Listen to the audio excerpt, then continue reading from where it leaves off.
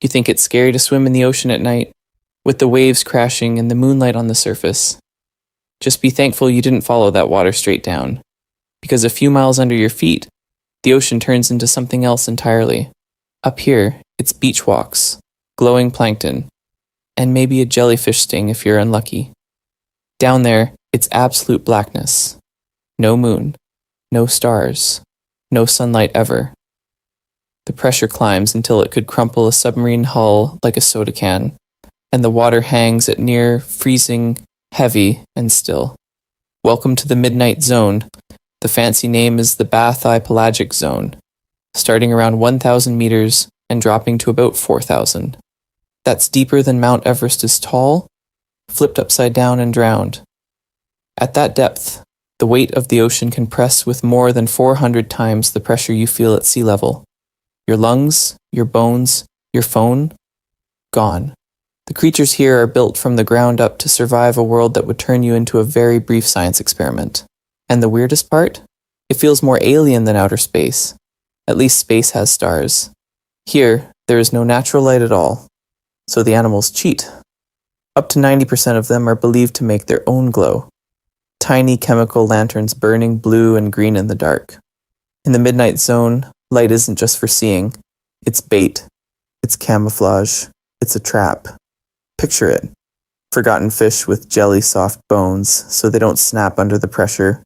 Red and black bodies that vanish because red light never reaches this far. Long, drifting worms that look extinct, like they escaped from a fossil. Jellies and crustaceans pulsing slowly. Some older than your grandparents, trading speed for lifespans that can stretch past a century. They move in silence, most of them never seen alive by human eyes. Whether we watch or not, their world keeps going. Tonight, we're not just listing facts, we're taking a long, slow descent. From the last faint blue glows of the upper deep, past the vicious little hunters with lanterns for faces, down toward giants that barely bother to move between meals.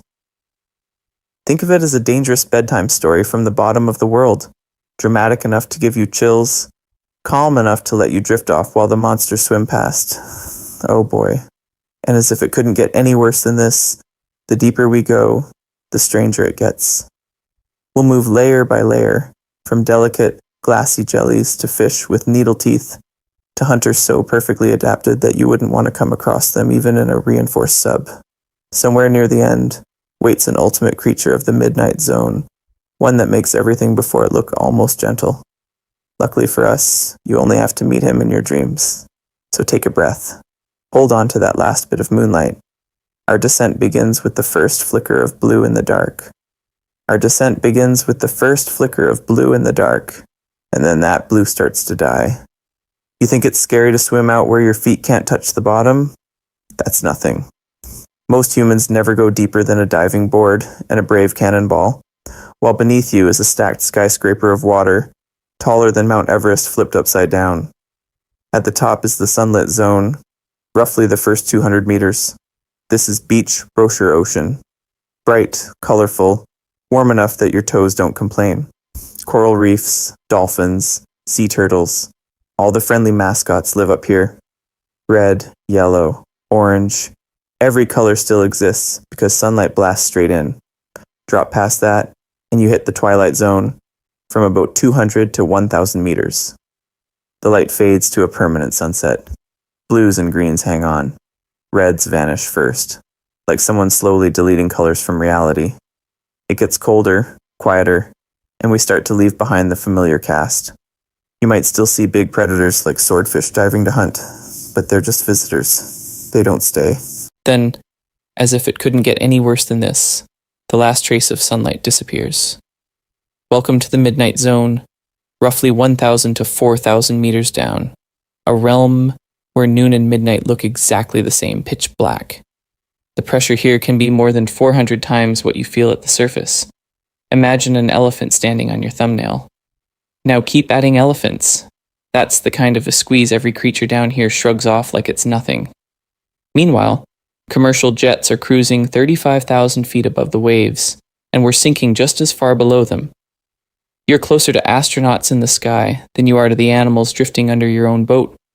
Just be thankful you didn't have to explore this place with the tech your poor ancestors had. Early deep sea expeditions were basically metal balls and optimism. That's why the Midnight Zone is still so unexplored. Building a sub that won't crumple like a soda can is brutally expensive. Most of what we know comes from nets dragging through the dark, hauling up creatures as damaged, half-deflated mysteries. Soft bones, jelly bodies, delicate lights, all turn to biological confetti before scientists even see them.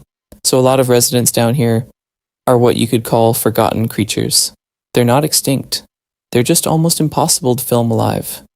Too fragile for trawls, too shy for bright lights, too deep for weekend documentaries. The vicious, the beautiful, the truly bizarre. They mostly stay off camera, like the ocean's most dangerous introverts.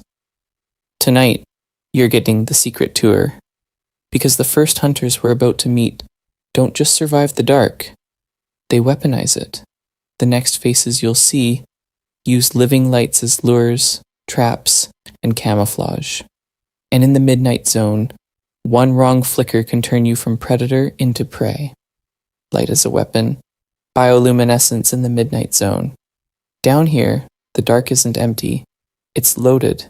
Every flicker, every faint spark could be the start of dinner or the last thing you ever see. Bioluminescence is the deep sea's favorite cheat code. It's living light, built right into the body. No sun, no batteries, just chemistry.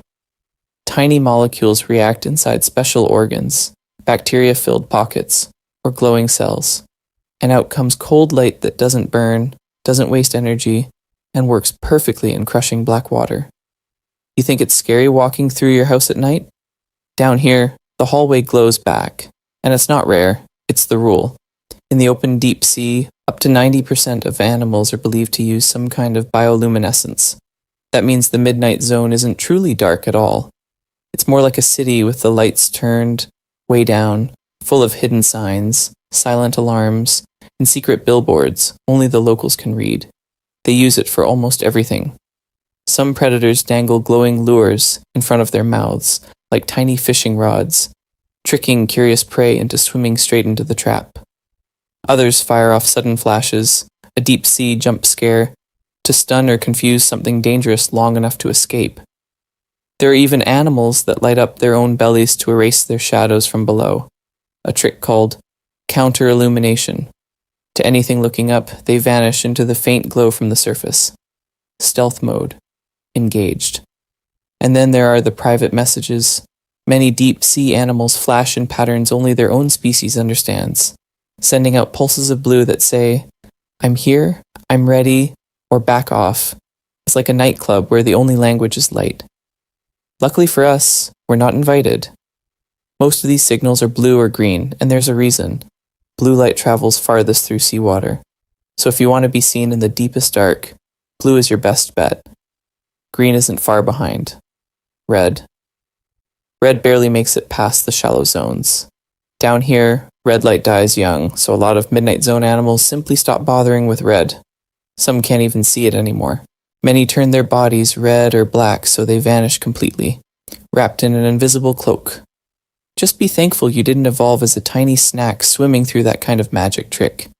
Because as if it couldn't get any worse than this, some of the predators we're about to meet flip the script. They carry their own lanterns like haunted anglers, glow from the inside out, and even turn light itself into a deadly trap you wouldn't want to come across. A trap you never see coming until the dark bites back. Because as if it couldn't get any worse than this, the darkness isn't even the most dangerous thing down here. It's the weight. In the Midnight Zone, every inch of space around you is crushing in. By the deeper end, you're looking at more than 400 times the pressure at sea level. Picture several hundred elephants stacked on a single square inch of your skin, casually sitting there like it's a couch. You think it's scary to dive in a pool and feel your ears pop. Down here, your bones would shatter before you even had time to regret your life choices. So how do the locals not explode? They cheat at being bony. A lot of Midnight Zone fish have jelly-like bones, with barely any hard mineral in them. more cartilage and soft scaffolding than solid skeleton. Their skulls flex, their ribs bend, their bodies are basically pressure-adaptive water balloons. Minimal calcification means there's nothing rigid for the pressure to snap. It's like the ocean squeezes and they just shrug, flowing with it. Even their tissues are different. Cell membranes are reinforced with special molecules that keep them from collapsing. Proteins are tuned to work under insane pressure, and many species carry almost no air spaces at all. No lungs, no big swim bladders full of gas, nothing the deep could crush like a soda can. Just dense, flexible flesh that matches the water around it. Then the temperature kicks in, near freezing. Food? Rare, random, and usually drifting down as marine snow, or the occasional jackpot carcass from far above. So life here hits slow motion. Metabolism's idle low, like engines barely ticking over. Some fish, like deep grenadiers and orange ruffet, can live over 100 years, trading speed for sheer survival time. Every heartbeat is a careful investment. Every movement is a question. Is this worth the calories? Imagine that for you. Your heartbeat slowed to a soft, spaced-out thud. Your muscles heavy, as if time itself got thick and sticky. You drift instead of walk. You wait instead of chase. Your world is lit only by brief blue pulses in the dark. A blink of allure, a flash of warning, a silent conversation written in sparks. You're not just living in the midnight zone, you're living in deep time. Luckily for us, we don't have to evolve jelly skeletons just to get through the day. But the creatures that did are so tuned to this pressure and cold that if you yanked them up to the surface, they'd fall apart. We pop going down, they pop coming up. Fair trade? And yet, as if this slow, crushing world wasn't extreme enough, some animals didn't respond by shrinking, hiding, and conserving. Oh boy, some of them went the opposite direction. They got huge. In the next part, we meet the giants that turned the midnight zone into a kingdom of shadows and skyscraper-sized shapes, drifting just beyond your lights. Down here, size doesn't play by your rules. You think it's scary to bump into a shark in shallow water? Try drifting through a black hallway of ocean and realizing the rock beside you is a crustacean the size of a small dog, just quietly minding his business in 400 atmospheres of pressure. Deep-sea gigantism. In the midnight zone, some animals answer the darkness by going big. Really big. Cold water slows everything down, from metabolism to growth. Food is rare, so bodies stretch out, limbs get long, and lifespans get weirdly long too. When you don't have to waste energy staying warm or sprinting all day, you can invest in bulk, armor, and those extra long grabby bits that let you snag passing prey, like a living fishing net. Giant amphipods are a perfect example. Their shallow water cousins look like tiny shrimp you'd barely notice.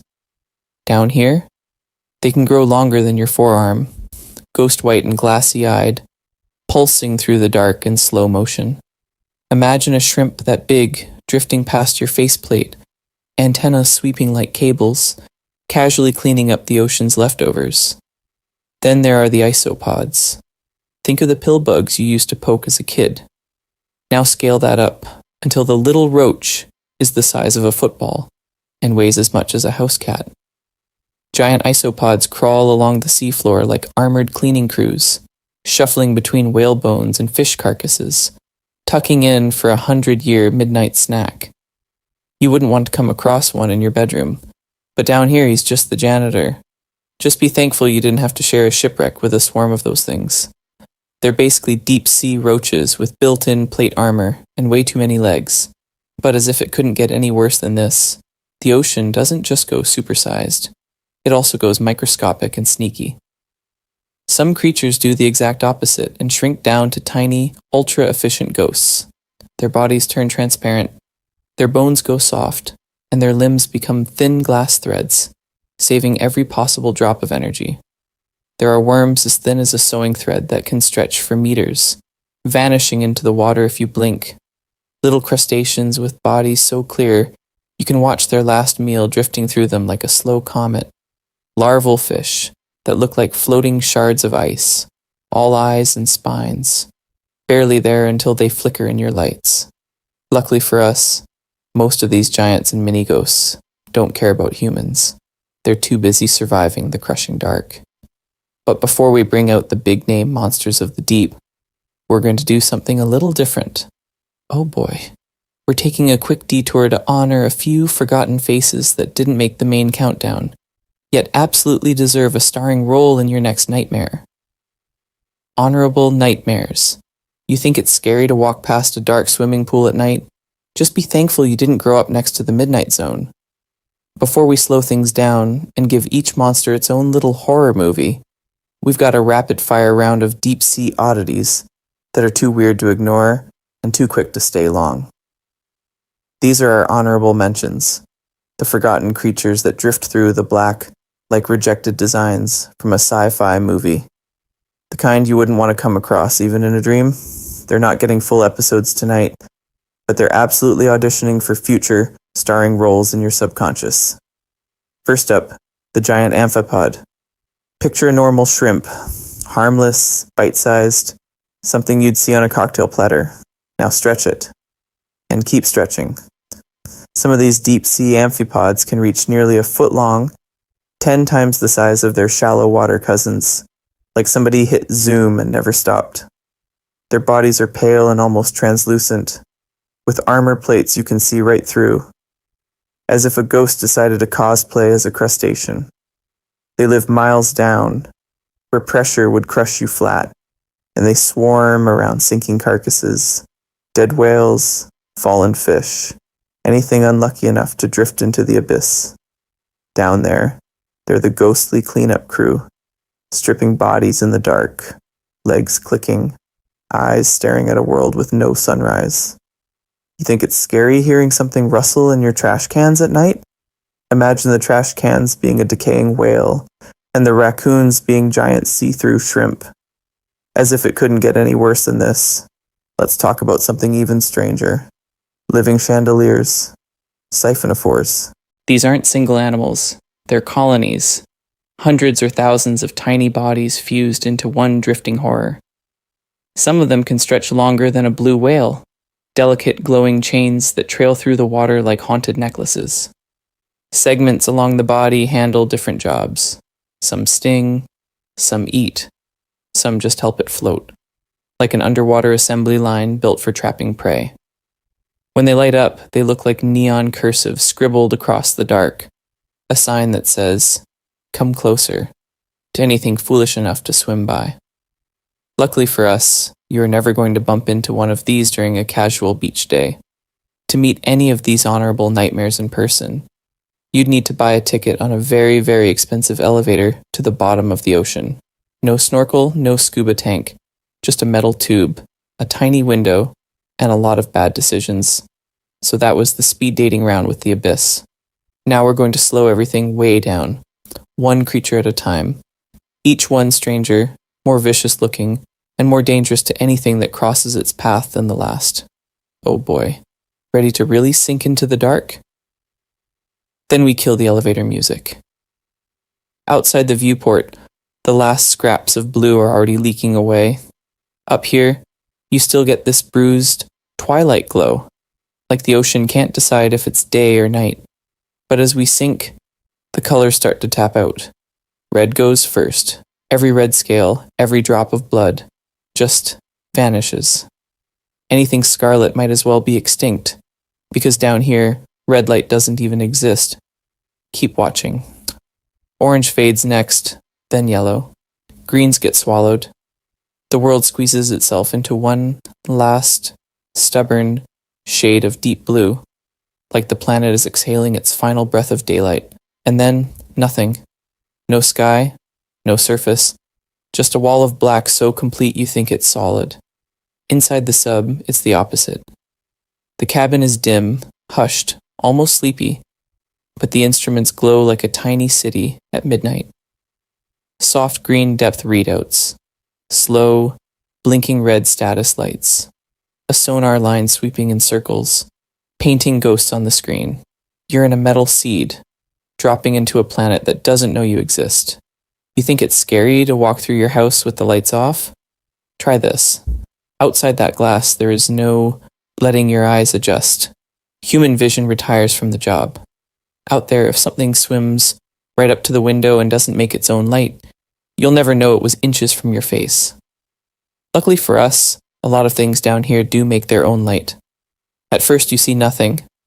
Then, far away, a single blue-green spark. Another, off to the side. A slow, drifting string of dots, like someone dropped a galaxy into the water and forgot about it. Up to 90% of open ocean animals down here are glowing, flashing, or at least capable of it. In the midnight zone, light is currency, camouflage, and weapon, all rolled into one deadly little trick. Scientists say you often see the eyes before you see the animal. Tiny twin reflections, like distant car headlights, hanging in the dark. Then a quick pulse, a streak, gone. These creatures are shy, skittish, and extremely done with being anyone's prey.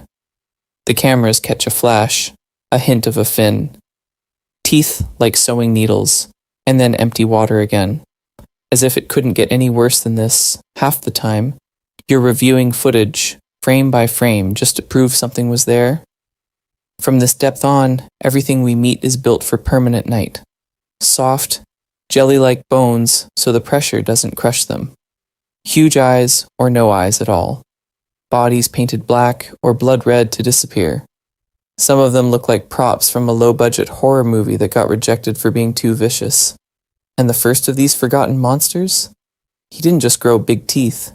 He turned his entire mouth into a bottomless pit. You wouldn't want to come across this one when the lights go out. The gulper eel. You think it's scary to open your fridge at midnight and find nothing inside? Down here, the gulper eel solved that problem by turning himself into the fridge. Picture a body like a drifting wire, a thin, whip-like tail that just keeps going, a soft, almost noodle-flat body, and then at the front, a head that looks way too big for the rest of him. Tiny pinprick eyes, shrunken like he gave up on vision a long time ago, and a balloon of a mouth that can open wider than his own body is deep, like somebody glued a parachute to a shoelace. When food is this rare, you don't nibble, you commit.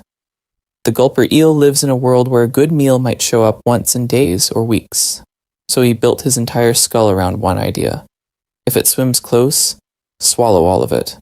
That huge mouth can unfold and stretch, turning his head into a living, expandable trapdoor. Small fish, crustaceans, unlucky squid, if they're anywhere near his size, they're still going in. He doesn't chase. He waits. No big fins for sprinting. No sleek torpedo shape. Compared to your idea of a normal fish, he looks broken. Reduced fins, floppy body, barely any muscle for speed at all. But down here, speed is overrated. Ambush is everything. Why waste energy on a sprint when you can just hang in the dark like a floating bear trap? And that tail, oh boy. That tail is doing more than just trailing behind. At the very tip, the gulper eel carries a tiny bioluminescent bulb, a glowing lure he can wiggle and flash like a deep-sea firefly. Imagine a fishing rod that grew a stomach. Little shrimp, curious fish, anything with the shiny instinct drifts in toward that blue-green spark. By the time they realize the light is attached to a mouth the size of their nightmares, the trapdoor has already slammed. Luckily for us, you wouldn't want to come across this thing at your scale. At a couple of feet long, he's no megalodon. He's not the largest, not the most traditionally deadly. But in the midnight zone, he's perfectly tuned to be dangerous to exactly what lives around him. A quiet vacuum cleaner with teeth. And if this is what a relatively harmless ambush feeder looks like, shaped by scarcity into a swimming balloon with a glow stick tail, what do you think the real hunters look like? As if it couldn't get any worse than this, the next predators don't just wait for prey to come to them. They go looking. The fang tooth. You think it's scary bumping into a shark in shallow water? Down here, the thing you wouldn't want to come across is barely longer than your hand. Meet the fang tooth, a deep sea bruiser that tops out at around 6 inches, maybe 7 or 8 for a big one, but swinging some of the largest teeth in proportion to body size of any fish in the entire ocean. If piranhas are the junkyard dogs of rivers, this is the pocket-sized chainsaw of the midnight zone. Look at him in footage, and your brain glitches. The body is small, but the head is huge, like someone stuck a football helmet on a sardine. The jaw looks broken in permanent rage, packed with oversized fangs so long they literally can't fit in the mouth unless they slide into special grooves and pockets in the skull. Close his jaws without those notches, and he'd stab himself in the face. That smile, weaponized. Those lower canines can be almost as long as the fish's entire skull, curving up like needles forged for one job: grab and don't let go. And wrapping all of that is rough, armor-like skin, dark and scarred, more like a dried leather boot than anything sleek or shiny. He doesn't need to be pretty, he needs to be durable. In the midnight zone, there's no chasing things at high speed like a tuna. Energy is precious, so the fangtooth plays a different game. He's an opportunistic predator and scavenger, cruising slowly, letting the ocean bring the buffet to him. Instead of big eyes, he leans on his lateral line, a pressure-sensitive strip running along his body that can feel the tiny vibrations of a passing fish in near-total darkness. Add in a strong sense of smell, and he's basically a floating tripwire with a nose. You think it's scary seeing a barracuda flash by in clear water? Imagine a fish shorter than your forearm, lurking in blackness, that can still shred smaller animals with ease. Scale is deceptive down here. Tiny doesn't mean safe. Tiny just means the nightmare fits in more places. Luckily for us, you're never going to meet one on a beach vacation, but if you were a small squid or a wandering shrimp, this would be your slasher villain. He was savage for his size, all teeth and attitude, tuned by scarcity into a living bear trap that never blinks. And as if it couldn't get any worse than this, some predators in the dark don't just bring teeth. They bring their own lanterns. Think serial killers with flashlights in a horror film, except the flashlight is attached to their face, and the final jump scare is waiting just ahead. Lanternfish. You think it's scary watching one monster stalk you in the dark? Try being surrounded by billions. Out here, the real power doesn't always belong to the largest jaws. It belongs to the swarm. Lanternfish are the quiet empire of the midnight zone. Tiny silver torpedoes, only a few inches long, yet they might be the most abundant vertebrates on Earth. We're talking literal oceans of them, stacked in massive mid-water layers that stretch for miles. To a ship's sonar, that layer is so thick it looks like the seafloor itself. Then night falls, and the seafloor starts rising. Every evening, lanternfish ride an invisible elevator, hundreds of meters up, chasing drifting plankton and scraps sinking from the surface. At dawn, they sink again, vanishing back into the crushing black. It's the largest daily migration on the planet, and you've probably never heard of it. Look closer at one of these fish, and you'll see the real party trick. Along their bellies and sides, tiny dots run in precise rows. Those are photophores, miniature light organs wired into their nervous system. With them, a lanternfish can glow, just bright enough to match the faint light filtering down from above. It's called counter-illumination, and it's basically biological Photoshop. Predator below looking up?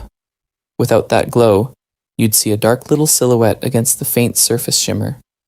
With it, the lanternfish erases his outline, blending into the background like a flying stealth bomber. You think it's scary when a shark appears out of nowhere? Down here, the prey can disappear too. But for all their tricks, lanternfish are built to be eaten. They are the moving buffet of the deep, the snack aisle that never closes. Squid, dragonfish, bristlemouths, even some whales line up for this endless conveyor belt of protein. Every bite of surface plankton they steal, every flake of marine snow they swallow, gets turned into fuel that powers the midnight zone's more vicious hunters.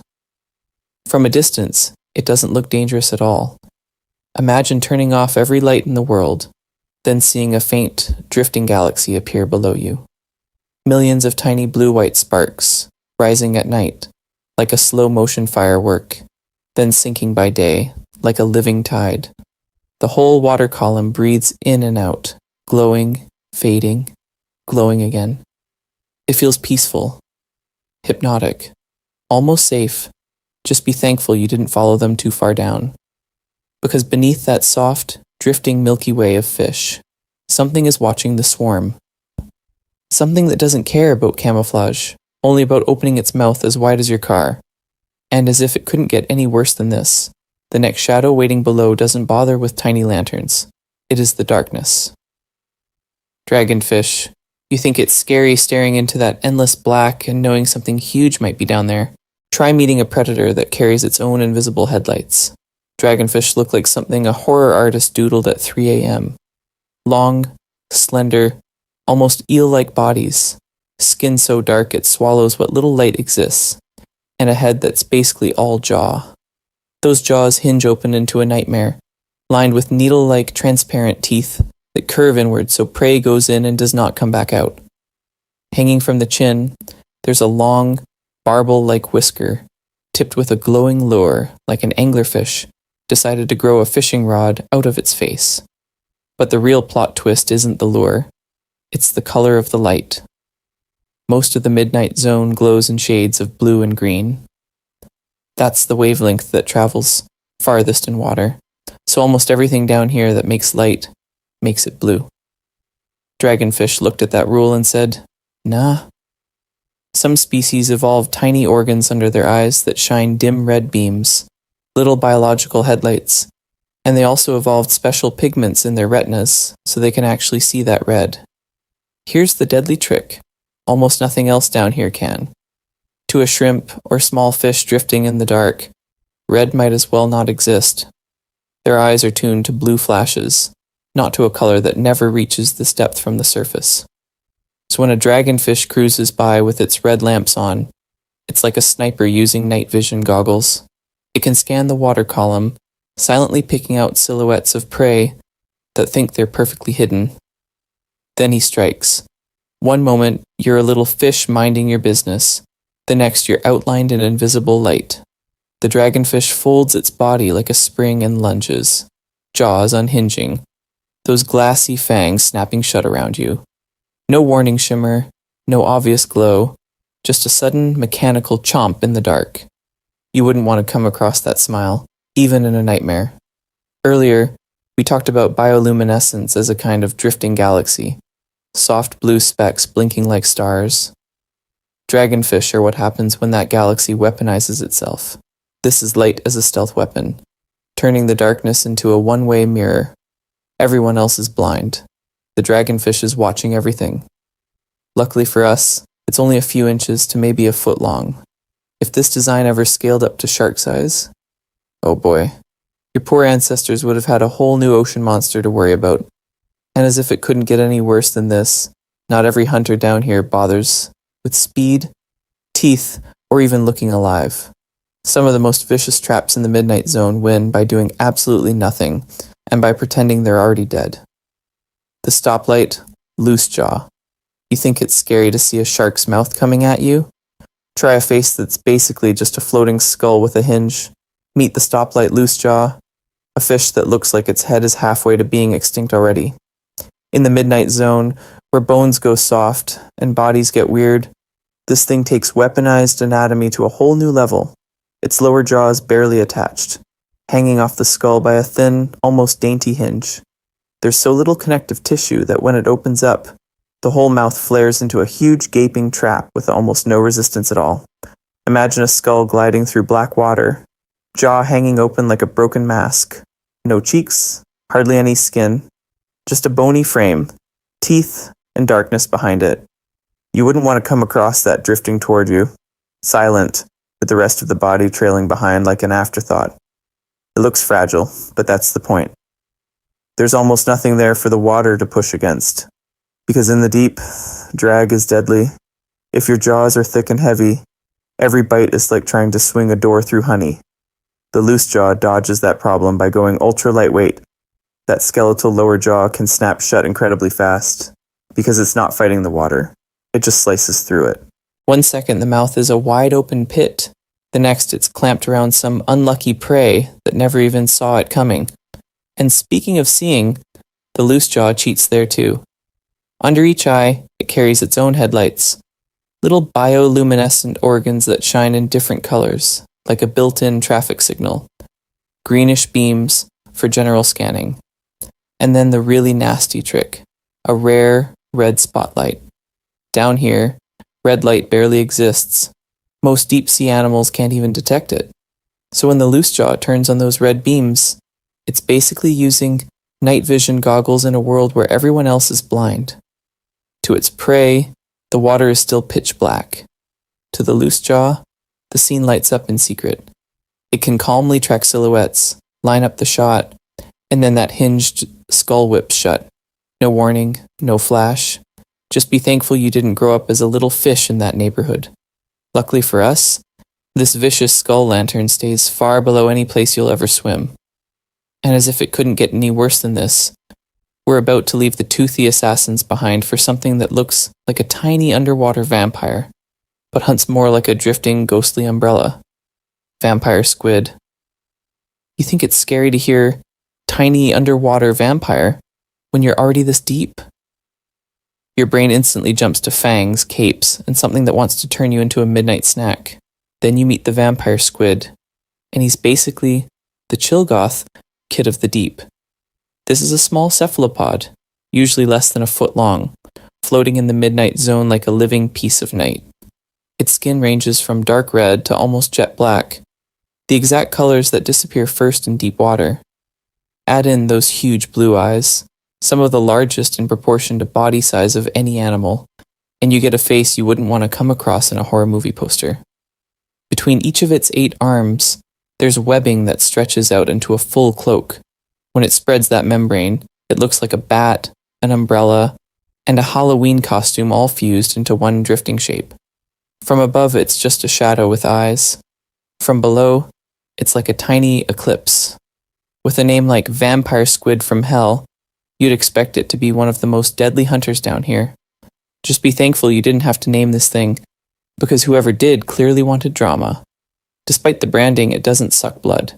It barely hunts at all. Instead, this vampire eats marine snow. That's the gentle rain of tiny particles falling from the bright world above. Flakes of dead plankton, bits of poop, organic dust drifting down for hours. The vampire squid extends thin filaments like sticky fishing lines, collects this cosmic dandruff of the ocean, rolls it into little mucus-covered snacks, and calmly eats. No vicious chases, no shredded prey, just slow-motion vacuuming. When danger shows up, though, the act gets spooky fast. The vampire squid can flip its webbed arms up over its body, turning itself inside out into a spiky-looking ball called the pumpkin posture.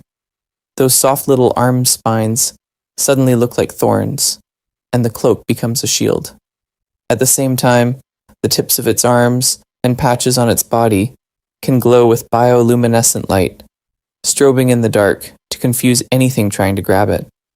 It doesn't ink like other squids either. Down here, black ink would be pointless.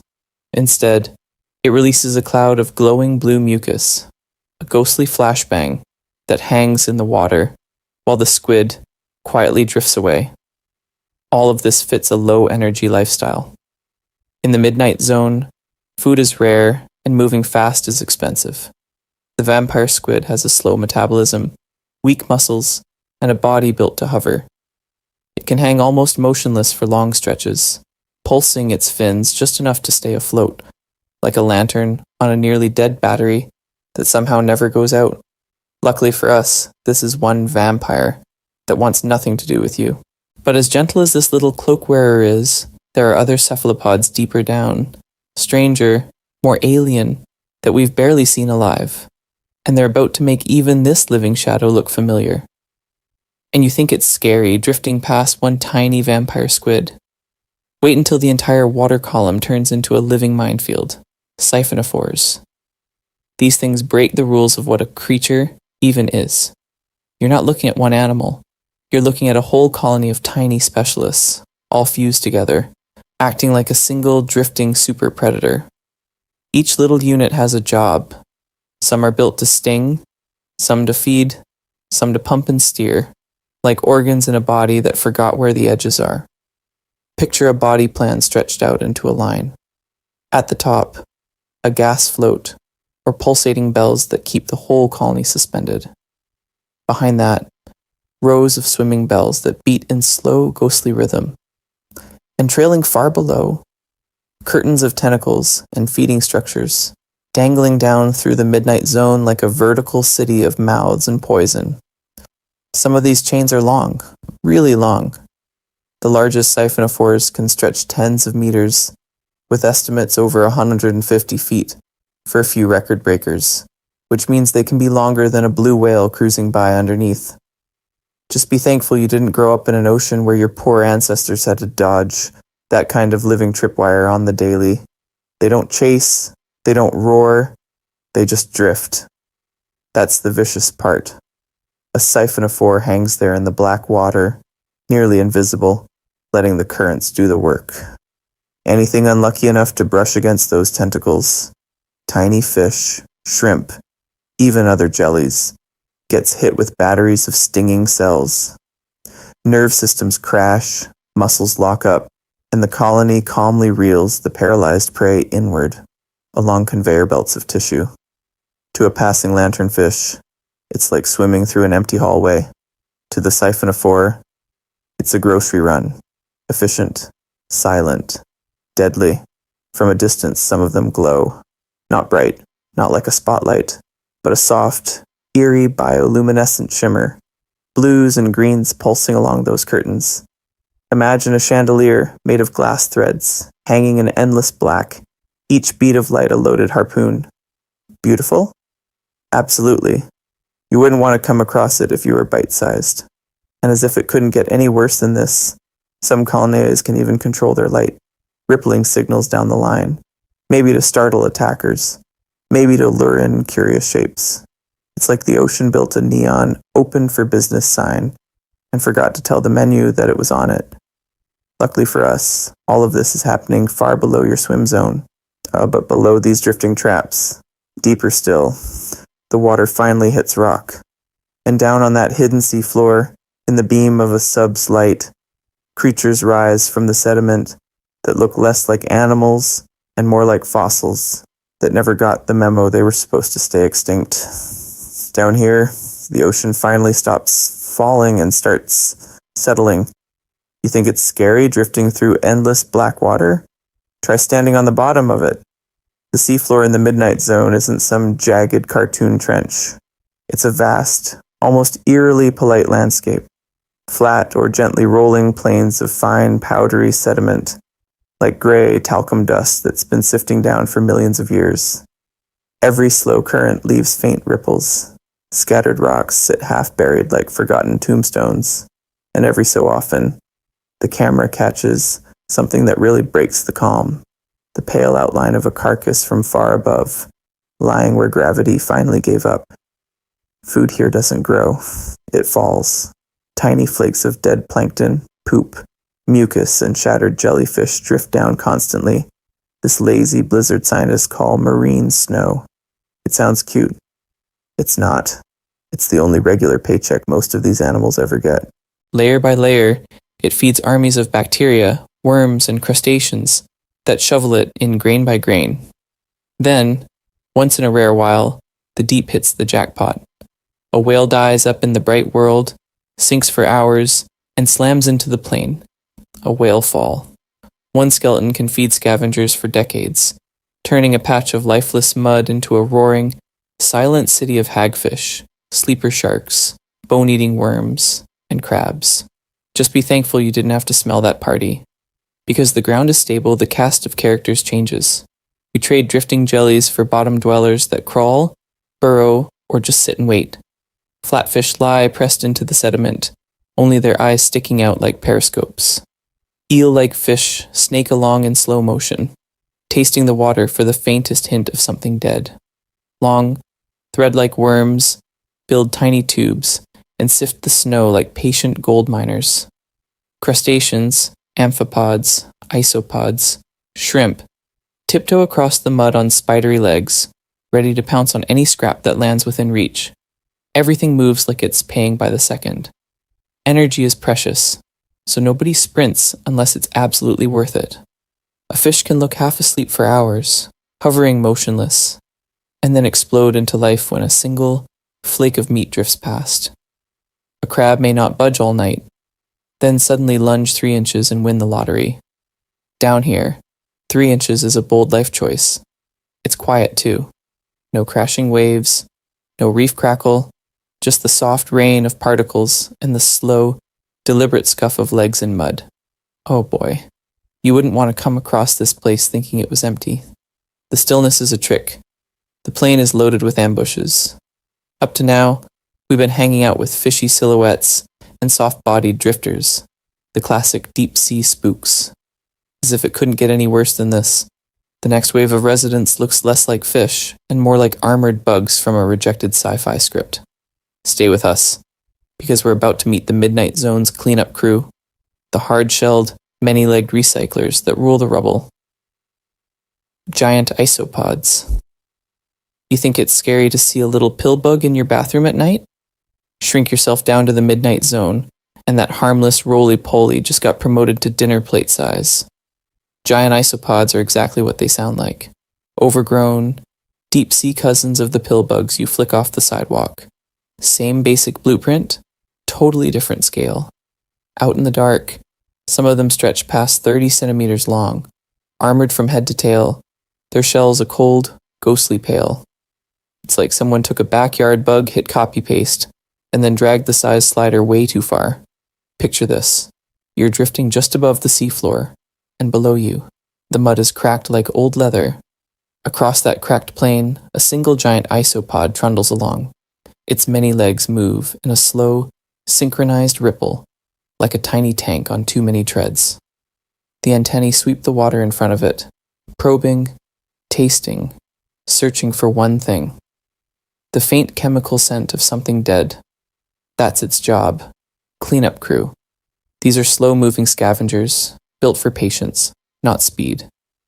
They patrol the bottom in a kind of lazy march, feeling their way through the dark, while snowfalls of organic debris drift down from the bright world, up above. A fallen fish, a dead squid, a chunk of whale that sank years ago and got forgotten by everything but the deep. To a giant isopod, that's a feast worth waiting a lifetime for. And when the buffet finally arrives, they do not hold back. Scientists have watched them latch onto a carcass and gorge until their bodies swell like overstuffed suitcases, legs sticking out at odd angles because the shell can barely contain the meal. Oh boy, just be thankful you didn't have to sit next to that guy at an all-you-can-eat buffet. This is the deep sea's version of feast or famine. Food falls rarely, so when it does, you eat like it's the last time you'll ever see it. Then you slow everything down. Heart rate, movement, metabolism. A giant isopod can potentially go weeks, even months, without another real meal, just coasting in the cold, high-pressure dark, armor locked, waiting for the next whiff of decay. So imagine that roly-poly again, dinner plate wide, armor clicking softly, antennae sweeping like radar as it crawls across the mud in slow motion. Harmless to you, dangerous only to the forgotten remains of other creatures. It's a quiet reminder that down here, nothing is wasted. Luckily for us, not every crustacean in this depth is content to clean up the mess. Some don't wait for prey to fall, they go hunting for it, even in the crushing dark. Giant amphipods. You think it's scary to see a cockroach skitter across your kitchen floor? Try that same energy a mile down, in pitch black water, when the bug is the size of your hand and swimming straight at you. These are giant amphipods, shrimp-like crustaceans that look like someone hit zoom in on ordinary seafloor life and forgot to stop. Their shallow water cousins are tiny, the kind of thing you'd barely notice in a tide pool. Down here, some amphipods stretch as long as your palm, even creeping toward the length of your whole hand, with legs, antennae, and big black eyes all scaled up. They don't glow neon. They don't show off bright shells. Most are ghost pale, or almost translucent, like living ice chips drifting in the dark. In the midnight zone, color doesn't matter. There is no sunlight to show it. Camouflage is about disappearing into black water, so their bodies are stripped down to basics, letting the darkness swallow them while they hang in the cold. But the moment something dies and sinks, all that quiet vanishing turns into a feeding frenzy. A fish carcass, a dead squid, even pieces of a whale can drop like a gift from the surface. Within minutes, amphipods swarm it from every direction, a cloud of pale, grasping bodies. They're scavengers and opportunistic feeders, shredding soft tissue, scraping every scrap they can reach, turning a once majestic animal into clean bone faster than you'd ever expect. You wouldn't want to come across that scene if you were small enough to count as prey. Imagine drifting through the dark, bumping into a gigantic shrimp silhouette, and then realizing there are hundreds more behind it. Oh boy. To your brain, the shape is familiar. It's shrimp, eh? We eat shrimp by the basket. We picture them curled on ice or sizzling in a pan.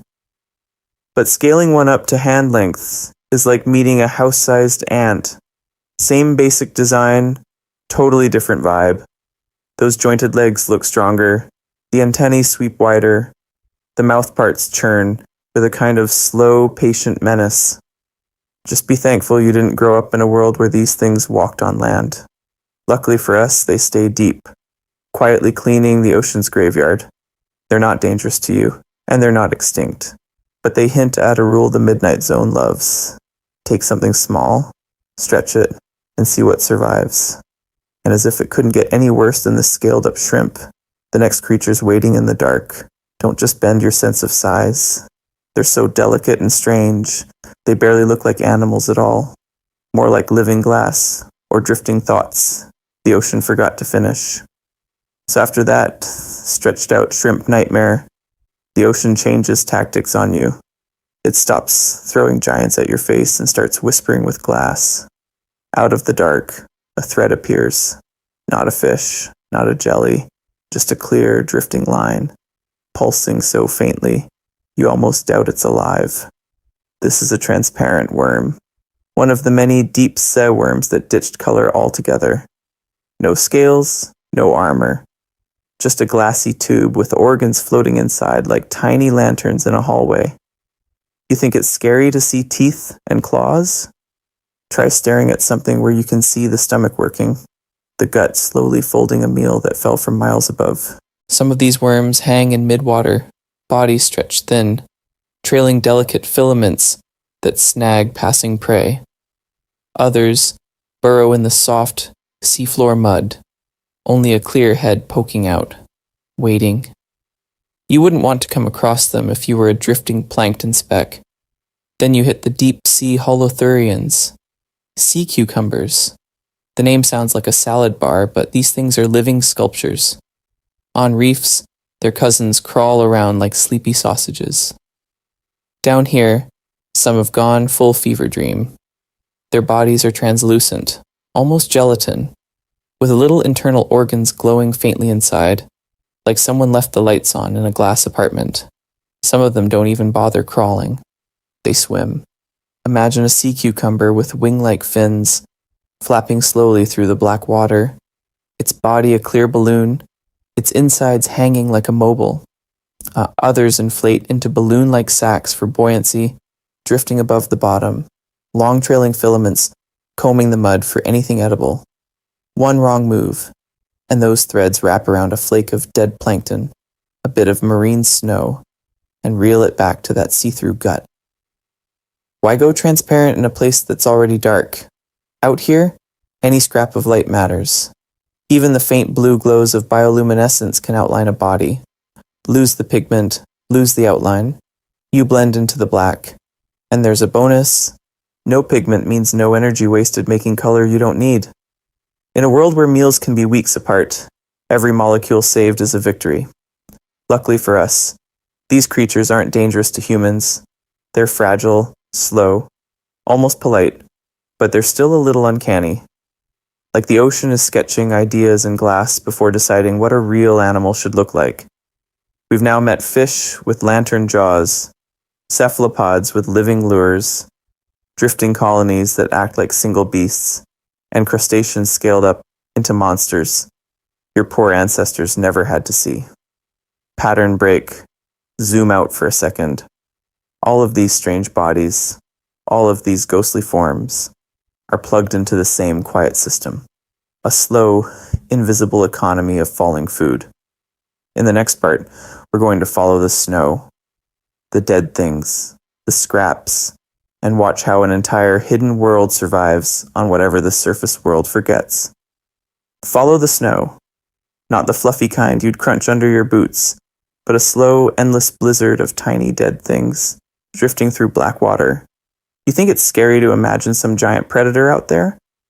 Down here, the real power's in dust, in crumbs, in the quiet rain of everything that used to live closer to the light. Marine snow. That's the name scientists give this constant drizzle. It's made of shattered plankton bodies, mucus, fecal pellets, flakes of jelly, and organic dust so fine it looks like smoke in a diver's lamp. Every second, from the bright surface layers, this ghostly confetti lets go and begins to fall. It can take weeks to sink a few thousand meters, and by the time it reaches the midnight zone, each particle is like a tiny, drifting coin in a very dark, very hungry economy. Most creatures down here never see the surface. They'll never chase a fish near the waves or feel sunlight. Instead, they wait. They filter. They grab. Long, delicate arms of deep-sea cucumbers rake the seafloor, vacuuming up the dust. Vampire squids extend thin filaments like sticky fishing lines, reeling in bits of snow. Tiny copepods and other crustaceans snatch particles mid-water, turning slow, falling death into muscle, eggs, and motion. It's not a feast, it's a paycheck. Small, regular, and if you miss it, you go broke. But sometimes, the deep gets a bonus. Whale fall. When a giant whale dies near the surface and its body sinks, it's like dropping an entire grocery store into a food desert. A single carcass can be the size of a bus or bigger, and as it hits the seafloor, everything within smelling distance comes running, swimming, or wriggling in. You wouldn't want to come across this party if you were a tiny piece of prey. Those giant isopods you met earlier. They show up like armored garbage trucks, bulldozing into blubber. Amphipods swarm in clouds, stripping flesh faster than piranhas. Sleeper sharks, hagfish, rat tails, all take their turns. At first, it's a frenzy of tearing and biting, a vicious, silent riot around ribs and vertebrae. Then the specialists move in, bone-eating worms with no eyes and no mouths, drill into the skeleton and farm bacteria for energy. Mats of microbes bloom over the oily bones, feeding bizarre snails and limpets. A single whale fall can support layer after layer of life for decades. Just be thankful you didn't have to smell it. For millions of years, this has been the deal. Light at the top, death in the middle, leftovers feeding the dark below. A clean, deadly, efficient recycling system. Luckily for us, it runs whether we're watching or not. But as if it couldn't get any worse than this slow rain of the dead, we've started adding something new to the storm. Different particles, different chemicals, a strange, artificial snow slipping into the same currents. In the next part, we're going to follow that too, and see what happens when the midnight zone starts choking on our mistakes. That strange snow we talked about, now it's laced with glitter we never meant to send. Plastic glitter, chemical dust, tiny, sharp-edged ghosts of our trash drifting down mile after mile until they finally join the storm. Down here, those particles don't look dangerous. They just look like more food. Little shards of microplastic and soot get wrapped in organic slime, glued into the marine snow that everything in the midnight zone lives on. A jellyfish-like siphonophore opens its fragile net. A blind shrimp grabs a flake. A deep sea fish gulps a mouthful. They're not choosing. They're just hungry. You think it's scary to eat in the dark at home? Try doing it when every bite might be part plastic, part poison, and you never, ever know. Piece by piece, that fake snow piles up in stomachs, in gills, in the soft tissues of creatures built to last 100 years. Some of the largest, slowest animals down here are basically living time capsules for everything we've dumped into the sea. Just be thankful you didn't have to evolve around that. And as if it couldn't get any worse than this silent blizzard, the quiet is breaking too.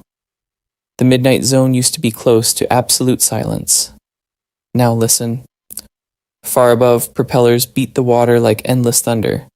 Cargo ships, tankers, cruise liners, a constant metal heartbeat. Deeper down, sharp cracks roll through the dark as seismic surveys fire blasts of sound to map the seafloor. Each one is like a gunshot echoing for miles. Oh boy, you wouldn't want to come across that with ears tuned to hear the faintest flick of a distant fin. For animals that hunt by sound, that call to mates with low rumbles or tiny clicks, this noise storm can be deadly. Calls get drowned. Prey vanishes in the static. Imagine trying to whisper across a crowded stadium for 100 years straight. And the water itself is changing. Warmer surface oceans shift the great conveyor belts of current that carry oxygen and food downward. Some deep pockets are losing breath, turning into low oxygen traps. Less cold water sinking means less fresh marine snow, so the buffet line thins out while the pressure stays the same. Species that spent millions of years perfecting the art of slow and steady are suddenly racing a climate sprint they never trained for. We're watching, and at the same time, we're late. There are fish here we've only seen once on a camera, worms known from a single strange skeleton on the seafloor, whole lineages that might be extinct before we even realized they were there, their names never written, their tricks never understood. Luckily for us, the story doesn't end with everything fading into plastic and noise, because deeper in this darkness, there are creatures so specialized, so bizarre, they feel almost untouchable. In the next part, we're going to meet them, the midnight monsters that look like they swam in from another planet, and somehow are still holding on. Alien eyes, barrel-eye fish, and transparent heads. You think it's scary to imagine monsters lurking in the dark? Down here, the monsters are tiny, glassy, and staring straight through you. Meet the barrel-eye fish. It's not big, maybe the length of your hand. A small, soft-bodied fish drifting in the midnight zone. But above that small body, it carries one of the strangest heads Earth has ever grown. A smooth, dome-shaped bubble that's literally transparent. Inside that clear helmet, two bright green tubes sit like glowing periscopes, the eyes rolling around inside the skull as calmly as if they're scanning a radar screen. For decades, we had this animal completely wrong. When scientists brought barrel eyes up from the deep, the fragile dome collapsed. All that arrived at the surface was a sad little fish with weird, forward-facing eyes and a smashed, opaque forehead. The preserved specimens lied to us. Drawings in old books show a normal fish face. No glass dome, no alien visor. Just be thankful you didn't have to write those early field guides. Everything changed when we finally saw one alive. A remotely operated vehicle drifted through the dark and caught it on camera. A hovering shape, head glowing faintly, with two emerald cylinders pointing straight up through a crystal-clear shield. Oh boy. Suddenly, the boring deep-sea fish turned into something that looked like it swam out of a sci-fi concept sketch. Those tubular eyes are pure function. In the midnight zone, there's no sunlight, only the faint, down glow of bioluminescent flashes and silhouettes of unlucky prey drifting above. The barrel usually keeps its eyes aimed upward, like twin telescopes, tuned to catch the sharp outline of a jellyfish or small fish blocking the dim light from higher layers. When it needs to grab a meal, those eyes can rotate forward inside the skull, tracking dinner as the mouth moves in. It's like having built-in night vision security cameras that swivel wherever the action is. That glassy dome isn't just for style either. In many of the barrel eyes hunting grounds, the table is covered in stinging tentacles. It often steals prey from siphonophores and jellies, slipping in like a quiet thief. The transparent shield protects the delicate eyes and brain from venomous threads, letting it push its whole face into dangerous food. No problem. You think it's scary to bump into a jellyfish at the beach? Imagine having to stick your head inside one just to eat. So picture this. A hovering, Glass-headed creature, body almost forgettable, head like a floating bubble with two green orbs drifting inside. It hangs in the dark, barely moving, just watching, waiting, tracking every flicker above. If eyes can be reinvented this hard, what about the rest of the body? Luckily for us, the next Midnight Zone residents answered that question already. Some of them barely look like fish at all, and you wouldn't want to come across their silhouettes in the dark, even in your dreams. If those reinvention eyes freaked you out, wait until the whole body gets redesigned. You think it's scary when a shark glides past in shallow water? Down here, even the idea of what a fish is starts to melt. Ribbonfish. Picture a silver banner, torn loose from some ghostly ship, just moving on its own. These fish stretch long and thin, bodies flattened like a blade turned sideways. No bulky muscles, no frantic tail beats. They move by sending slow waves down their length, like a flag, in a wind that never changes. In the midnight zone, where food is rare and every calorie counts, that lazy, rippling motion is pure survival. Why sprint when drifting will do? Their shapes cheats drag. They can hang almost vertical, head up, head down, barely spending energy, waiting for unlucky prey to wander close. You're used to torpedo-shaped fish rocketing around coral reefs. Here, the ocean rewards patience, not speed. The ribbonfish is basically saying, I'll be here all century if I have to. Then you meet something that looks like it's already half melted. Snailfish. Soft-bodied, gelatinous, like someone tried to make a fish out of jelly and forgot to finish. These strange creatures have been found in trenches more than 8,000 meters down, where pressure would crush a submarine hull. Bones? Minimal. Armor? Forget it. Their tissues are squishy, filled with water and special molecules that help proteins keep working under insane pressure. It's like the ocean tried to delete them, and they responded by becoming almost nothing to delete. They're not fast. They're not flashy. But in a world where being rigid means being shattered, that flexible, almost boneless design is deadly smart. Your poor ancestors would not have stood a chance trying to dive that deep. Their lungs, their bones, everything would have failed long before they ever met a snailfish calmly hovering over the seafloor. And as if it couldn't get any worse than this, the fish start growing furniture. Tripod fish. Imagine a fish that doesn't really swim so much as stand. This pale creature perches on the seafloor using 3 absurdly long fin rays like stilts. Up to a meter tall, just standing there, facing into the current, pectoral fins spread like antennae. It plants itself, locks in place, and lets the deep sea conveyor belt deliver dinner straight to its face. No chasing, no ambush sprint, just ruthless efficiency. Same problem, 3 creepy answers. Move like a ribbon, and melt like jelly, or turn into a living tripod. All of them are solving the Midnight Zone's main challenge: stay alive while spending almost no energy in a dark, dangerous, resource-starved world. Luckily for us, they're content with tiny drifting prey and not curious surface visitors. But some of the most unsettling shapes waiting below don't even bother pretending to be fish anymore. They don't swim much at all. They bloom, they pulse, they unfurl like haunted flowers in slow motion, and they're next. Midnight medusas. You think it's scary to walk through your house at night with the lights off? Down here, the lights grow their own bodies. The shapes rising out of the dark aren't sharks or classic fish at all. They're umbrellas of living glass, blooming in slow motion. Picture a deep-sea jellyfish. A clear, umbrella-shaped bell, as wide as a dinner plate or as small as your thumbnail, pulsing like a heartbeat. From the rim, dozens of long trailing tentacles hang down in curtains. Some are loaded with venom, tiny harpoons waiting to fire. Brush against them, and if you were prey, your night would end very quickly. Others don't even bother with poison. They use sticky cells instead, microscopic glue pads along each thread. Little crustaceans and drifting larvae bump into that invisible curtain, get snagged, and slowly reeled up into the bell. No chase, no dramatic attack, just a silent elevator ride to the stomach. And as if it couldn't get any worse than this, a lot of them glow.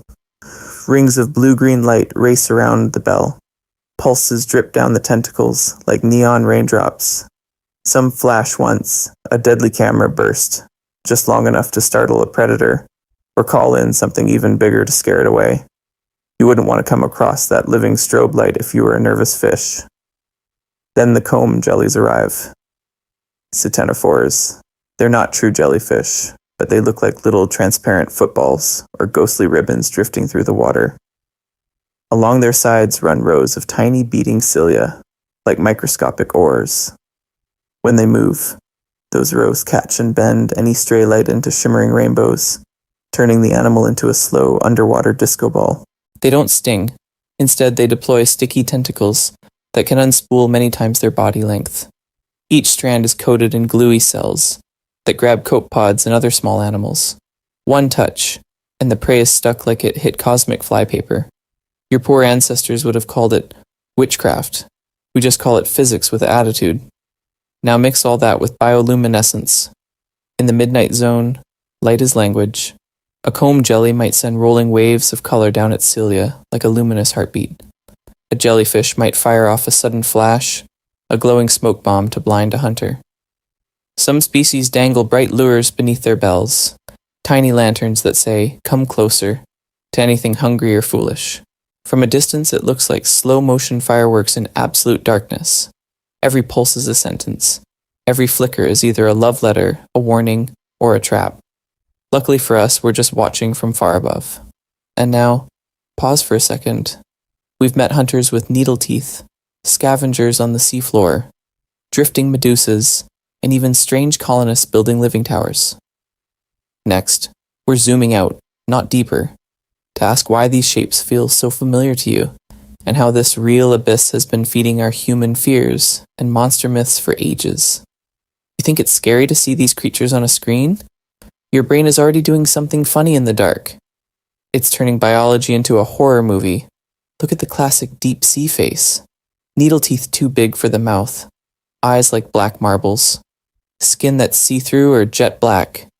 Your instincts read that in a split second as dangerous. Big teeth mean bite risk. Huge eyes mean a hunter built for low light.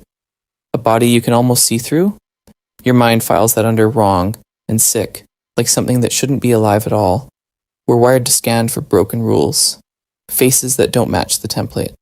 Jaws that open too wide. Limbs that bend the wrong way. Down here, the Midnight Zone is basically a greatest hits album of every fear cue your nervous system ever learned. No wonder some of these fish feel like they swam straight out of your nightmares. But here's the twist. None of this was made for you. Those oversized teeth? In a world where meals are rare, you do not want to lose your prey once you finally catch it. So evolution hands out long, inward-curving fangs that lock victims in like barbed hooks. Huge eyes, when the only light is a distant flicker of bioluminescence. Having massive light catchers is the difference between eating and starving. That translucent, jelly-soft body that looks half extinct already. That's genius engineering. Soft bones and watery flesh don't crack under pressure 400 times what you feel at the surface. Red or black skin that seems so villainous. Down here, red light doesn't reach at all, so red animals are basically wearing the best invisibility cloak ever. You think it's scary, but to them, this is just Tuesday. Now picture your poor ancestors sailing wooden ships across a vast, unexplored ocean. A storm hits, something huge dies in the deep, and its bloated body drifts up. A tangle of pale tentacles, a jaw with too many teeth, an eye the size of a plate staring from the surf. You wouldn't want to come across that at dawn on a foggy beach. What do you call it? Sea serpent, kraken, demon from the abyss. Those rare, rotten glimpses of real Midnight Zone animals, probably fed straight into our oldest ocean myths. As if it couldn't get any worse than this. Some of those legends stuck around for centuries. But if you strip away the stories, these aren't monsters. They're extreme survivors. Every deadly detail is a quiet success story, tuned over millions of years in a place we barely visit. So as you drift toward sleep, try a different picture. Not a haunted ocean, but a hidden workshop where life experiments in the dark. And remember, we've only seen a fraction of what lives here. Luckily for us, the next creatures we're about to meet are still in the deepest, least explored corners of the midnight zone, waiting just beyond the reach of our lights. Unseen, majority, species we know only from fragments. You think it's scary to swim over deep water and not know what's underneath you? The truth is, even the people who study the midnight zone for a living are mostly guessing, because for a huge chunk of its creatures, we've never seen a healthy, intact body, just leftovers. Most of what we know about deep sea life comes up in trawl nets. Picture a heavy metal mouth dragging over the seafloor, scooping up whatever can't get out of the way. By the time that net reaches the surface, the pressure change has turned delicate animals into crushed jelly, popped eyes, and twisted bones. Some fish arrive with their stomachs pushed out of their mouths. Others are just loose fins, a jaw, and a name we're not even sure about. Scientists will sometimes get a single specimen of a bizarre animal, and that's it. One. Ever. It might be missing half its body, with colors faded and organs damaged. From that mangled puzzle piece, we try to imagine how it swam, what it ate, how deadly or harmless it really was. You wouldn't want to come across the original, but instead we're stuck with the deep sea equivalent of roadkill. So we cheat. We use DNA. Tiny shreds of tissue, slime on a hook, even traces of genetic material drifting in the water, tell us there are way more species down there than we've actually caught. Environmental DNA surveys pull up signatures of animals no one has ever filmed, named, or even described in a paper. It's like finding fingerprints all over a crime scene, but the suspect has never been in any database. Every so often, a submersible camera catches a weird shadow in the distance, or a translucent shape drifting past the lights. A few seconds of shaky video, and then it's gone. Oh boy. Whole research careers get built on freeze-framing those moments and asking, did you see that spine? Those fins? What even is that? Part of the problem is simple math. The midnight zone stretches for miles across and miles down, and we get only a few hours of submersible time at any one spot. Tiny viewing windows, narrow beams of light, and a robot that can't be everywhere at once. There are entire mountain ranges, trenches, and plains of deep sea floor that have never been filmed. Not once. Just be thankful you didn't have to map that place with a rowboat and a rope. Because of all this, some estimates say most deep sea species are still undescribed. The midnight zone is a living frontier, a wilderness where the catalog is mostly blank, and the weirdest entries are probably missing. Luckily for us, we've already met some pretty strange neighbors in earlier parts of this journey. And as if it couldn't get any worse than this, remember, everything we've seen so far might be the normal stuff. The real question is, what's hiding in that unseen majority, waiting for the moment it finally drifts into the beam of a camera we haven't even built yet? So if the midnight zone is mostly unseen, what is all that darkness actually doing to the bodies that live here? You think it's scary to dive a few meters and feel your ears pop? Down here, the pressure is like stacking hundreds of cars on every square inch of you. For a normal surface creature, that kind of crush is deadly. High pressure shoves water molecules into places they don't belong. Proteins, those tiny machines that run every reaction in your cells, start to twist, buckle, and unfold. Enzymes slow down. Membranes stiffen up like frozen glass. Chemistry that feels effortless in your body suddenly grinds, stalls, or snaps in the deep. So how are these forgotten creatures still calmly drifting, hunting, glowing? They cheat the physics. Inside their cells, many deep-sea animals carry special molecules called piezolates, literally pressure lovers. Things like TMAO and certain amino acids crowd around their proteins, acting like microscopic bubble wrap. When the pressure tries to squeeze and distort those proteins, the piezolates push back, keeping the shapes locked in place, so reactions can keep firing. Their cell membranes get an upgrade too. At the surface, membranes can be relatively rigid and still work fine. Down here, that would be a disaster. Deep-sea species pack their membranes with more unsaturated, bendy fats, so the outer skin of every cell stays soft and flexible even when the pressure is vicious. It's like swapping out a suit of armor for a wetsuit that never stops stretching. And then there's the big design choice: no hard air pockets. Surface animals rely on lungs, sinuses, swim bladders, little balloons of gas that would be crushed flat here. Deep-sea fish usually skip the gas altogether, using oil-filled organs or pure muscle instead. Their bodies are soft, water-rich, and often jelly-like, so there's nothing for the pressure to implode. Just be thankful you didn't bring your own fragile ribs and air-filled chest down to this party.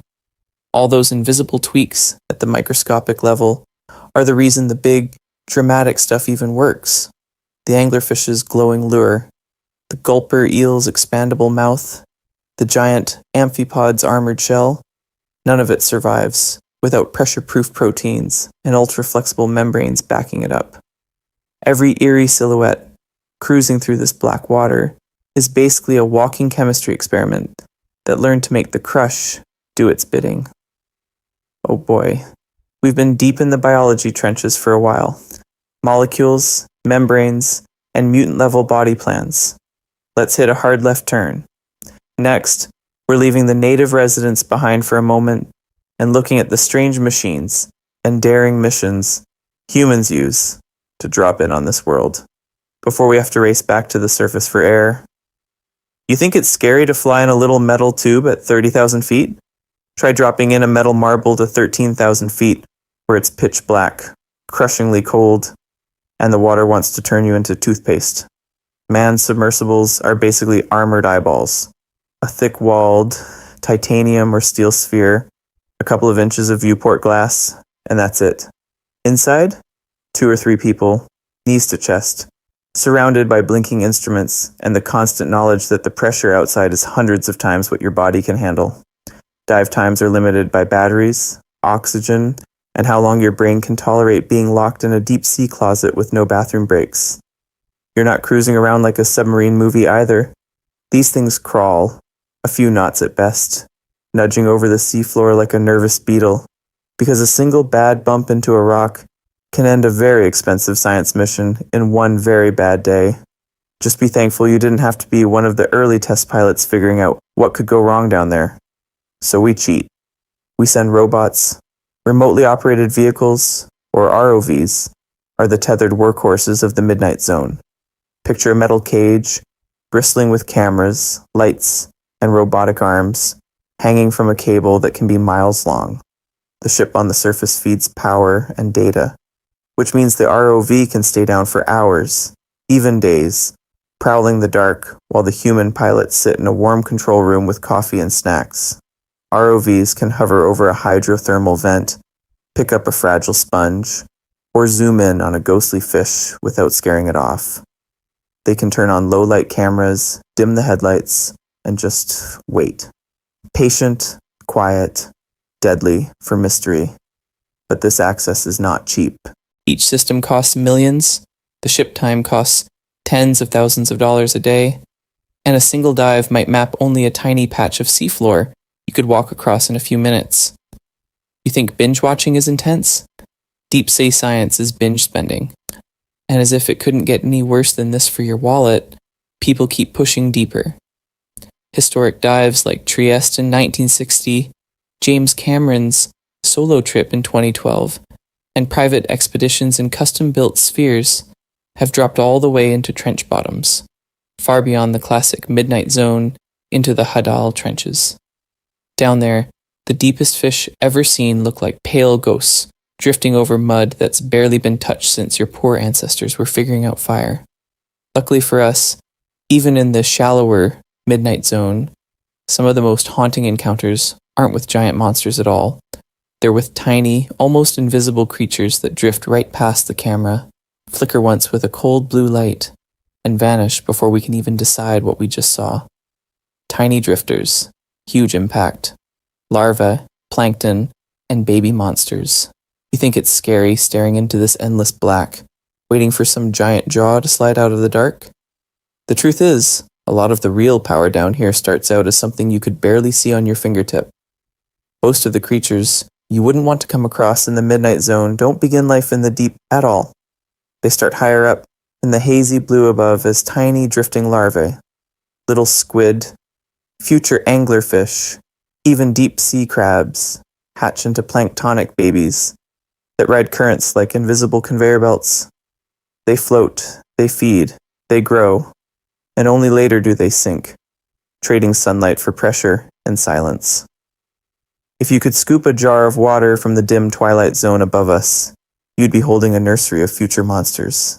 Some of these larvae are so bizarre that if you saw the adult and the baby side by side, you'd swear they were from different planets. Long, glassy spines stick out like antenna towers. Bodies are paper thin, almost two-dimensional. Eyes sit on stalks, or the whole animal looks like a drifting shard of broken crystal. There's a deep sea lobster whose larval stage looks like a tiny kite made of stained glass. Some fish, larvae drag, outrageous, thread-like fins, many times longer than their bodies, like they're trying out for largest fashion disaster, before they grow up and go full stealth mode. Oh boy, nature really leans into the weird phase, and all of this folds into a bigger story.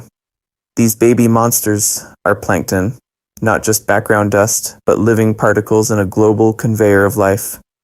While they drift near the surface, they become prey for fish, jellyfish, even the largest whales. Every mouthful a whale takes is a scoop of the future deep sea, swallowed by the ton. As they grow heavier or change shape, many of them begin the slow fall. They sink, carrying carbon from the surface into the abyss, locking it away in flesh and bone. A glittering speck in the blue becomes a shadow in the black, part of a planet-sized system that helps control our climate without ever asking for credit. Just be thankful you didn't have to grow up like that. Born in the light, falling for days into a world where almost no one ever sees you again.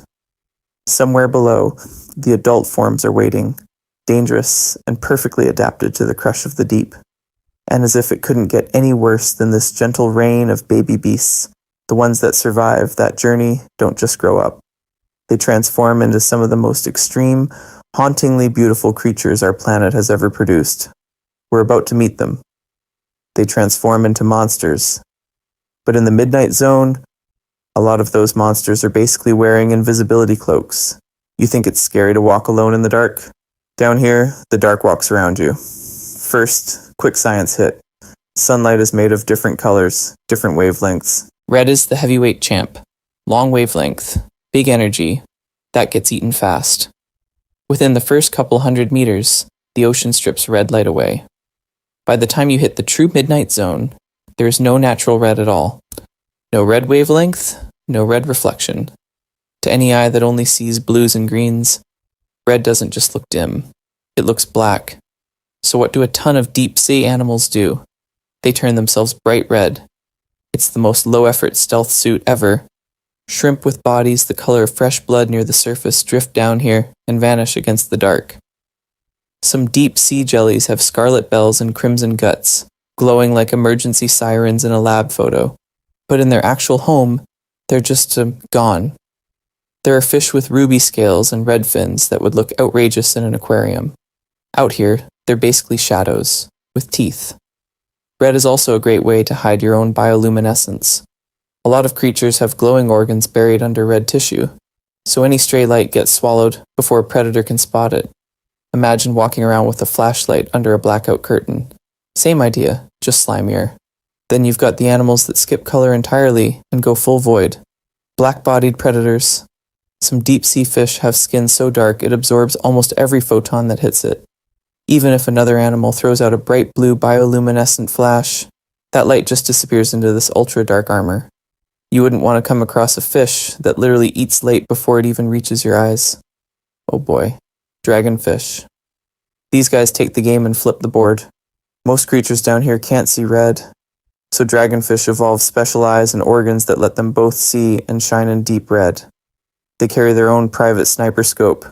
They fire a beam of red light that to their prey looks like nothing at all. To the dragonfish, it's a spotlight on dinner. He was savage before savage was cool. Just be thankful you didn't evolve in a place where color itself is a weapon. Down here, light and dark aren't just visuals. They're camouflage, communication, and sometimes the only line between a quiet drift through the water and the last thing you ever see. And the deeper we go, the stranger those weapons get. Down here, even time feels different. You think it's scary to float in a place where light is a weapon? Try drifting in a world where a single lifetime can stretch longer than your entire family tree. Slow lives, long ages. Take the orange roughy. On the surface, it just looks like a grumpy little fish your brain files under unimpressive. Down in the midnight zone, he's a quiet legend. Some orange roughy can live more than 150 years. That's a fish born before your great-grandparents. Still cruising slowly through black water, still dodging predators, still waiting for the next sparse rain of food from above. Grenadiers tell the same story. Long, tapering tails, big heads, and a lifespan that can easily run into many decades. These aren't fast, flashy hunters. They're the old men of the deep, hanging in the cold, letting the centuries strip by one slow heartbeat at a time. Why so slow? Because the deep sea is like living in permanent energy-saving mode. Temperatures hover just above freezing, food is rare, drifting down as tiny flakes of marine snow or the occasional jackpot of a sinking carcass. To survive here, you don't burn bright and fast. You dim everything down. Metabolism crawls. Growth is glacial. Many of these fish take decades just to reach maturity, like teenagers that never quite finish growing up. Compare that to the mayflies above you. Some live for only a day as adults. Blink and their whole story's over. Small surface fish can race from birth to reproduction in a single season. The sunlit world rewards speed, risk, and a quick turnover of prey and predators. Up there, life is a sprint. Down here, it's a slow, endless marathon. Imagine being an orange roughy hovering above a seamount in the dark, feeling currents change over 10, 20, 50 years. The same ridges, the same rocks, the same faint snow of organic dust. Storms rage at the surface.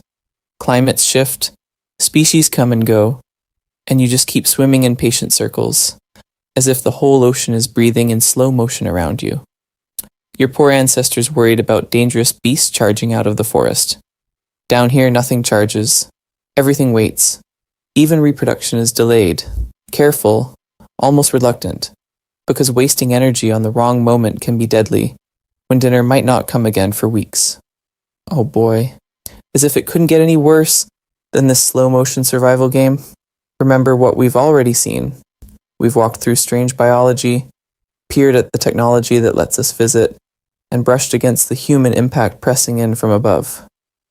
Now we're shifting gears, because ahead are the creatures you wouldn't want to come across in your deepest dreams. The midnight zone's final bosses, the ones that make this ancient, quiet world feel suddenly, sharply alive. The anglerfish. You think it's scary to walk through your house at night with the lights off? Try drifting through a place where the only lamp is attached to something that wants to eat you. Out of all the forgotten creatures in the midnight zone, this is the celebrity monster. Round, spiky body like a living bear trap. A huge head that's basically all mouth and needle teeth so long they curve back toward the throat. The female anglerfish looks like a deep-sea jump scare that someone forgot to turn off. She's the one you always see in movies, hanging in the dark with that single glowing bulb over her face. That lantern is a modified dorsal spine, bent forward so it dangles right between those jaws. At the tip, bacteria inside a fleshy bulb make cold blue light, a little underwater campfire in a world where the sun is completely extinct. Now picture her hunting. She barely moves at all, just hovering. A spiky balloon with a mouth. Energy is precious down here, so she doesn't chase. She waits. She twitches that glowing lure in slow, hypnotic circles, then in quick, frantic zigzags, playing every curious fish like a puppet. In the midnight zone, light usually means food, safety, or a potential mate. Here, it's a lie. A shrimp, a small fish, maybe even another predator wanders close, trying to figure out what this tiny miracle of light really is. The angler holds perfectly still, body fading into the black. Then the jaws snap. Her skull is flexible, her stomach stretchy, so she can swallow prey almost her own size in a single, deadly gulp. You wouldn't want to come across that smile. And as if it couldn't get any worse than this, the anglerfish love life is even stranger. The females are the monsters. The males? tiny, fragile, almost pitiful. When a male of some species finds a female, he bites her and never lets go. Over time, his body literally fuses into hers, blood vessels merging, organs withering away until he's little more than a pair of attached testes on her side. Romantic, right? You think your dating history is rough. At least you didn't turn into a permanent accessory. Hollywood noticed.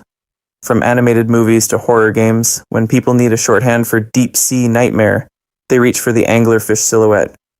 The hanging light, the impossible teeth, that empty, ancient stare. Luckily for us, the real ones live far below any place your feet will ever touch. But here's the twist. The anglerfish is just the poster child. Keep drifting with us, because lurking deeper in this darkness are hunters even stranger. Faces so warped and delicate, they look like something your brain would only invent in a fever dream. You think it's scary staring into the anglerfish's little lantern? Just be thankful you didn't meet the things that turned the whole ocean into a blackout curtain. Black dragonfish. Picture an eel stretched thin into a living razor, maybe a foot long, sometimes a bit more, with a body so elongated it looks like a shadow that forgot to stop. The skin is jet black, not dark, not brown, but light-eating black, covered in tiny, velvet-like scales that drink in every stray photon. Along the sides, tiny bioluminescent organs dot the body like a broken Morse code, and under each eye, paired spots of cold, blue-green glow wait like half-closed headlights. In the midnight zone, that combo is vicious. Their bodies vanish into the background so completely that even cameras struggle to see them. Scientists shine bright lights, rewind the footage, and there it is, a streak of nothing that suddenly blooms with a faint electric shimmer. Living shadows that can flash on for a heartbeat, fire off a message, then switch off and disappear between frames like a jump cut you didn't edit in. This is stealth and illumination working together. They cruise the dark in total invisibility, then flip on precise, controlled flashes along their flanks to signal mates, warn rivals, or lure in prey that thinks it just spotted a tiny drifting snack. You think it's scary when something jumps out at you in a horror movie? Down here, the jump scare is the only part you ever see. And the bodies themselves? Oh boy. The females are the monsters you wouldn't want to come across.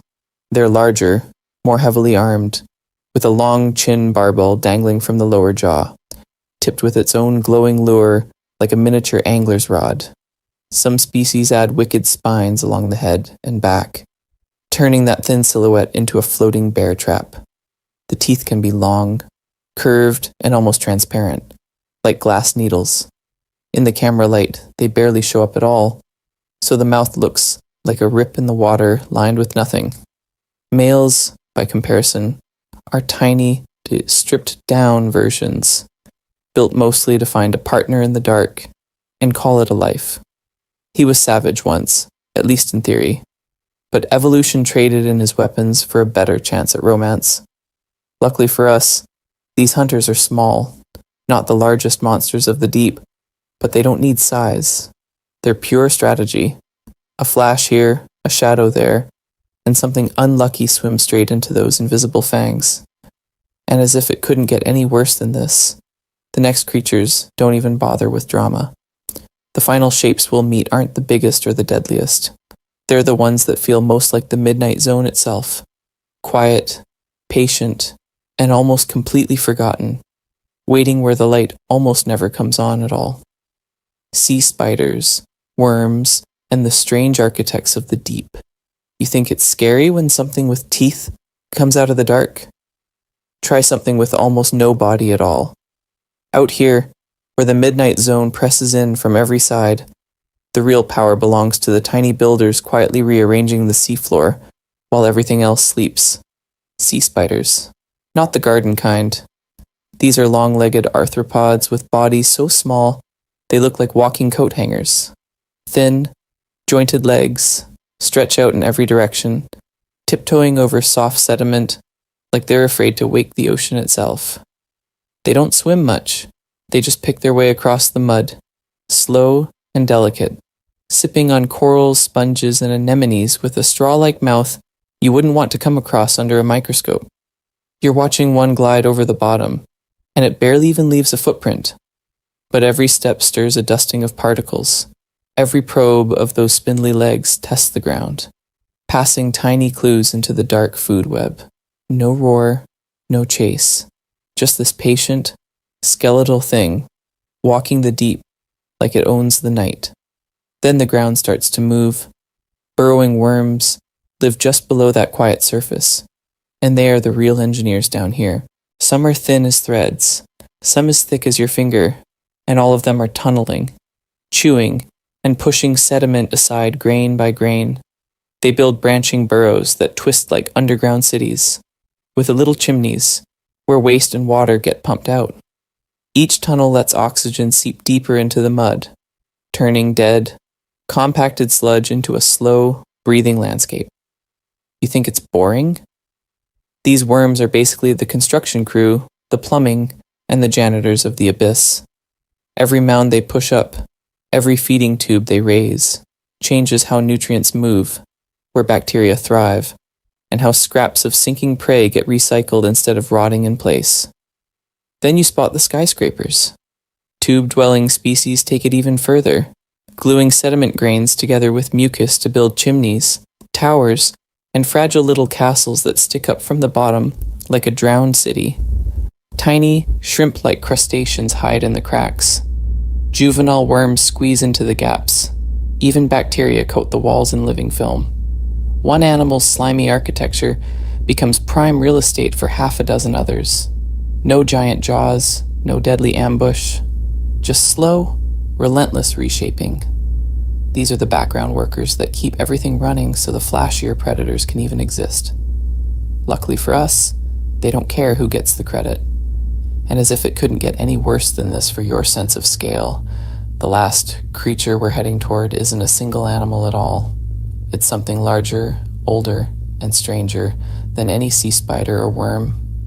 Next, we're going to treat the entire Midnight Zone itself like one vast, living thing, and see what happens when the darkness starts to feel alive around you.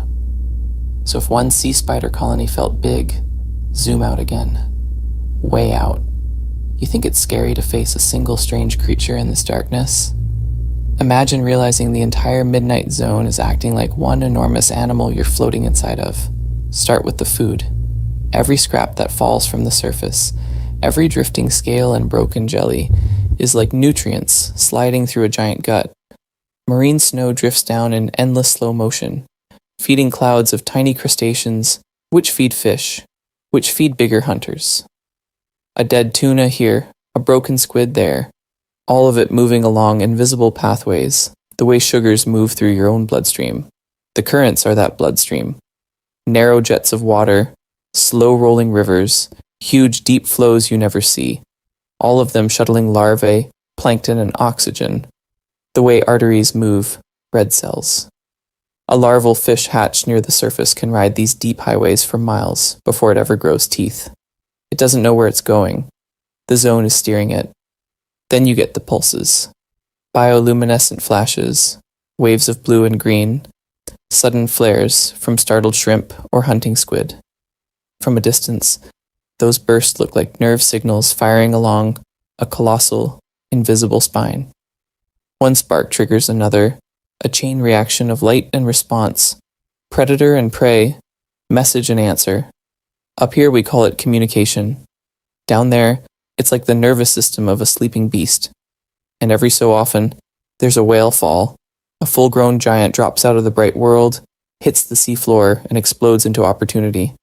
That's not just dinner, that's a heartbeat. A massive, booming thud of energy that races through the system. Scavengers rush in, worms bloom, bacteria flare up, and for years, that single carcass keeps this body alive in the surrounding dark. Just be thankful you didn't have to smell it. No creature here is solo. The slow seafloor recyclers depend on the hunters above. The hunters depend on drifting prey.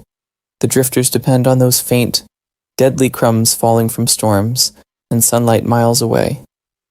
Even an isolated gulper eel hanging mid-water is tied to currents, to tides, to moons he will never see.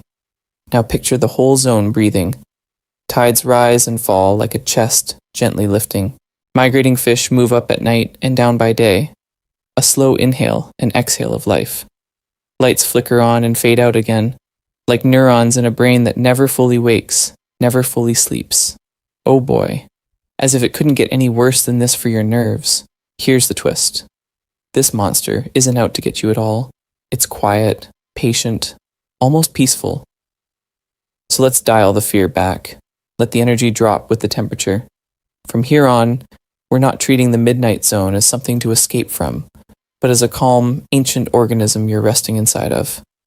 Stay with that feeling, because next, we're going to gently retrace our path and let this strange, sleeping world tuck you in for the night. So as you're resting inside this calm, ancient body of water, let's quietly look back at who's sharing it with you. You think it's scary to peek over the side of a boat at night? Just be thankful you didn't drift down here without a guide. We started with the gulper eel, that living cartoon shadow with a mouth so big it looks like it could swallow its own body. Then the fangtooth, tiny but packing some of the largest teeth, proportionally, of any fish on Earth. Like a pocket-sized nightmare you wouldn't want to come across in a tide pool. From there we slid past ghostly jellies, slow-motion fireworks, drifting in the dark, and worms that look like loose threads from some forgotten cosmic sweater. We met giant isopods crawling over the seafloor like armored cleanup crews, turning whatever sinks into dinner. And that transparent-headed fish, the barrelly, just floating there with its eyes pointing straight up through its own skull, watching for prey it will never chase, only patiently receive. Oh boy, that's a lineup. But every strange detail has a reason. Down here, pressure can be hundreds of times what you feel at the surface. So bones go soft, bodies go jelly-like, and metabolism slow to a crawl. In a place with almost no food, a stomach that can balloon like the gulper eels is not gross, it's genius. Teeth like the fangtooths aren't just deadly, they're seatbelts for any meal that wanders too close. Bioluminescent lures, invisible red bodies, eyes like telescopes, or no eyes at all. Every so-called monster feature is just a different answer to the same dangerous test. How do you survive an endless night? We like to think we're far away from all this, but we're not. Our noise rumbles down here. Our plastics sink. Our warming oceans and deep-sea mining plans are starting to scratch at a world most people will never see, full of species that might vanish before we even learn their names. Luckily for us, the midnight zone doesn't fight back. It just absorbs. It endures. Quietly. So maybe this isn't a horror zone after all. Maybe it's more like a silent, ancient library of evolutionary experiments, shelf after shelf of creatures that tried something weird and made it work. Some went extinct long ago. Some are drifting past you right now, all of them carrying stories written in bone, light, and patience instead of ink. As you've been sinking through this darkness, which creature stayed with you? Was it the balloon-mouthed eel, the fang-tooth with its vicious grin, the drifting jellies, the armored isopods, or that calm, glass-headed fish staring forever upward? As you fall asleep, let your mind choose one, and let it keep you company in the dark. So let's push it one step further. You've picked your favorite midnight monster. Now imagine you're actually here with it. Not in a dangerous way. You're sealed inside a small submersible, or a smooth, protective bubble, built to handle pressure hundreds of times stronger than the air above your bed. The walls are thick, the glass is curved, and you're strapped in, weightless. No waves, no rocking, just a slow, steady drift through the midnight zone. The lights inside are dimmed, like a movie theater right before the trailers. Outside, the floodlights are turned way down, just a soft halo around your tiny craft. Beyond that, endless black, stretching from miles above you to miles below. You think it's scary to turn off your bedroom light? Out here, there's no light to turn on. Then something flickers. Far away, a pinprick of cold blue light blinks once, twice, then vanishes. A jelly, maybe, pulsing lazily. Another glow appears off to the left, like a ghostly lantern swinging in slow motion. A chain of tiny creatures drifts past, each one flashing for a heartbeat, then going dark again, like a living string of holiday lights that forgot it was extinct. Luckily for us, they don't care that you're here. You're not prey. You're just a bubble. Every now and then, a silhouette cuts across that faint glow, the long, thin outline of a fish with fins like torn paper, a round jelly, trailing hair-fine tentacles that never seem to end. One large shape hangs in the edge of your light, then slides away, shy and silent, as if it couldn't get any worse than this for an introvert. Inside, the only sound is the soft hum of instruments and a gentle vibration under your feet. Outside, it's almost perfectly quiet. No wind, no crashing waves, just the distant, muffled creak of the hull, adjusting to the crushing weight of water, and the faint crackle of tiny life forms brushing past, like sand against a window. Your breathing becomes the loudest thing you hear. So here's the question. If you were really down here, would you turn off every light and float in absolute darkness, letting the ocean decide what to show you? Or would you keep the lamps on, determined to see every strange shape you wouldn't want to come across on land? There's no wrong answer, only which version of the dark you can fall asleep in. As you listen to your own breath, imagine your thoughts doing what the creatures outside are doing, slowing down, drifting, sinking gently through layers of water and time. Each worry becomes a distant silhouette, passing once across your mind, then fading away into black. You're not falling, you're floating, carried by a deep current you can't feel but can trust. Let the last glows of bioluminescence blink out, one by one, until your room, your bed, and the midnight zone all blur into the same quiet, endless night. And in that blur, in that shared darkness, something else is quietly happening. While you're floating here, the midnight zone is working. It's not just a backdrop for strange, glowing creatures. It's a giant, hidden engine running the planet while you sleep. Every slow heartbeat, every drifting snowflake of dead plankton helps lock away carbon, recycle nutrients, and keep Earth's long-term climate from spinning out of control. You think it's scary to look down into that black water? Imagine realizing that this darkness is one of the reasons the air you breathe stays livable at all. Down here, animals move slowly, but the chemistry never stops. Tiny microbes on sinking particles are quietly storing carbon for centuries. Deep currents slide past like invisible rivers, shuttling nutrients that will one day feed surface blooms, fish, even the seafood on your plate. It's not flashy. It's not loud. It's just relentless, patient balance. And as if it couldn't get any worse than this for the creatures that live here, we're starting to knock on the door. Picture heavy machines crawling across the seafloor, miles down, scooping up mineral-rich nodules that took millions of years to form. Deep sea mining sounds like science fiction, but companies are already testing it. The tracks from a single vehicle can stay etched in the mud for decades. One pass, and a whole neighborhood of sponges, worms, and tiny crustaceans you wouldn't want to come across in your nightmares is gone, extinct, before we ever even knew their names. Then there are the fish. Slow-growing, long-lived species like orange, ruffy, and grenadiers, some living over a century, pulled up faster than they can ever recover.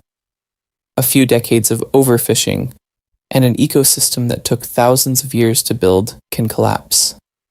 Add in plastic, drifting down from the surface, breaking into smaller and smaller pieces, and even the darkest trenches end up sprinkled with our trash.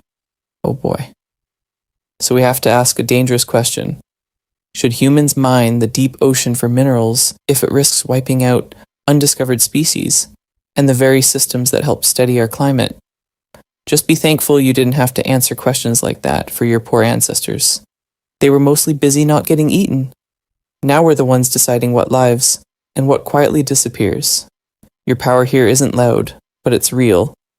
You can choose to use less plastic, to reuse what you have, to support science and conservation with a click, a share, a small donation, or just by caring about places you'll never see. When you value the unseen parts of the planet as much as the beaches and sunsets, you change what's considered worth protecting. And as you drift closer to sleep, remember this. While your eyes close, that hidden world will keep drifting, pulsing and glowing in the dark, whether you watch it or not. The only question is what it will look like the next time we dare to shine a light down there. So after everything we've seen down here, from drifting lights to needle teeth in the dark, I want you to do something simple. Just pick a favorite shadow. Think back through the midnight zone like you're scrolling a very weird highlight reel. Was it the gulper eel with that ridiculous balloon mouth that could swallow prey almost its own size, like a living, stretchy trapdoor? You think it's scary to open your fridge at night and not know what's in the back. Imagine that thing opening its jaw behind you. Maybe it was the vampire squid, floating like a little red umbrella of mystery, wrapping itself in its own cloak of arms. Dangerous name, gentle lifestyle. He was savage in the marketing department, but in reality, he mostly just collects falling crumbs from the surface, a drama king in a world that barely notices him. Or the barrel-eye fish, staring straight up through a transparent head, like it's permanently people watching the ocean above. Then there are the giant isopods, those deep-sea pill bugs that look like they crawled straight out of a sci-fi horror set. Just be thankful you didn't roll over in bed and find one of those on your pillow. Maybe your favorite was one of the dragonfish, all fangs and glow, turning its own body into a deadly neon sign. Or one of the jellies, just pulsing quietly, a slow-motion firework that never makes a sound. Or even a tiny worm, drifting like a glowing thread, writing soft blue cursive across the dark. Which one felt the most haunting to you? Which one surprised you by being weirdly beautiful? Or, as if it couldn't get any worse than this, which one actually felt comforting, like a creature you'd want to keep around in the corner of your dreams, just watching over you with soft light? You don't have to answer out loud. You can tell me in the comments tomorrow when you wake up.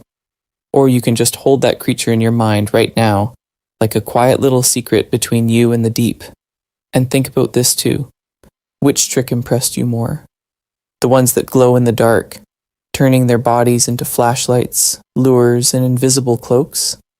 Or the ones that simply endure, surviving a pressure that would crush a submarine by being soft, flexible, and patient beyond anything we ever manage at the surface? Luckily for us, this isn't the only hidden world waiting. There are other trenches, other caves, other forgotten creatures we haven't met yet.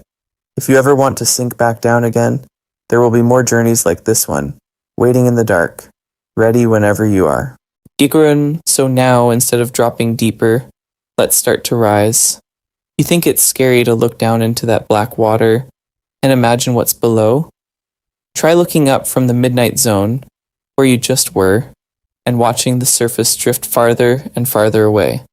As we turn around in your mind, feel that crushing weight start to ease, like someone slowly taking books off a heavy stack on your chest. The darkness around you isn't pitch black anymore. It softens. First, it's a deep, heavy blue, the kind you only see in old movie theaters in deep sleep. Then, meter by meter, it thins out into a lighter blue, then a washed-out gray, as if someone's turning up a dimmer switch very, very slowly. No rush. You're just drifting. Pressure drops with every imaginary kick. The water feels wider, looser, less dense. Down below, those soft-boned fish and slow ancient wanderers keep doing what they've done for millions of years. Up here, you're just a visitor on the way back home. Just be thankful you didn't have to swim that whole distance for real. Your poor ancestors barely handled shallow waves and mystery shadows, and you just took a tour through a world where light is a weapon and jaws can unhinge like nightmares. As the color brightens, you can almost sense the idea of waves above you. Not loud, not crashing, just a gentle rocking, like someone nudging your bed from far, far away. The roar of the surface is muted into a soft hush. If you listen for it, you can hear your own breathing instead. Thank you for making the full descent tonight, and for staying with these forgotten creatures all the way down in the midnight zone. Most of them will never see sunlight, and most people will never picture them this clearly. But you did. You went there. You drifted with them. You left again without disturbing a single fin. If this quiet journey helped you sink a little deeper into rest, you can always come back. You can like this video, subscribe, or just save it somewhere so you can find your way down again. No pressure. It'll be waiting. The same way the deep waits under every calm sea, patient and deadly still. On restless nights, you can replay this whole dive. Start at the surface. Feel yourself sink. Watch the colors fade. The lights thin out. The strange shapes glide past.